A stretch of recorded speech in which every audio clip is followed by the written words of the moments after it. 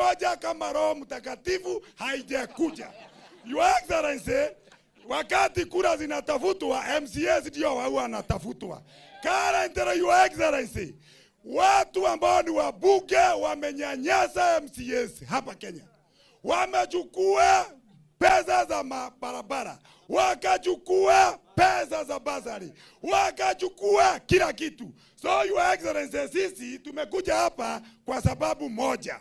Number one, wakati serikali inaformiwa, lazima MCA wawe. Wakati serikali inaformiwa, lazima tuwe. Hiyo mambo yote tumeitisha. Hata wakati tuliuliza mishahara, hiyo mshahara hatukuwa tunauliza tukatairi. Hiyo mshahara tulikuwa tunauliza kwa sababu inasaidia watu kufanya nini? Na kwa hivyo tunasema ya kwamba kama hatupewi ikae, lakini serikali ijayo lazima muhakikisha mambo iko.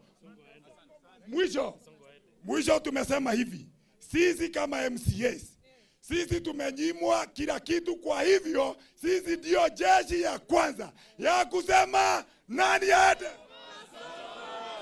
Tumesema nani aende. Bas, sasa hiyo ndio tumesema. Na kubuka medho, tuliambiwa ya kwamba State House kumeondolewa pombe. Simulisikia? Na kama hakuna pombe, mbona watu wanafanya kama walevi? Na mwisho tukaambiwa ya kwamba hawa wachungaji wako hapa na medho.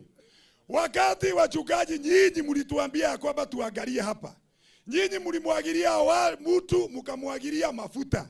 Sasa akijimwagilia oil mnamfanyaga namna gani? So sisi tumefurahi sana na tuchungwe. Asante sana.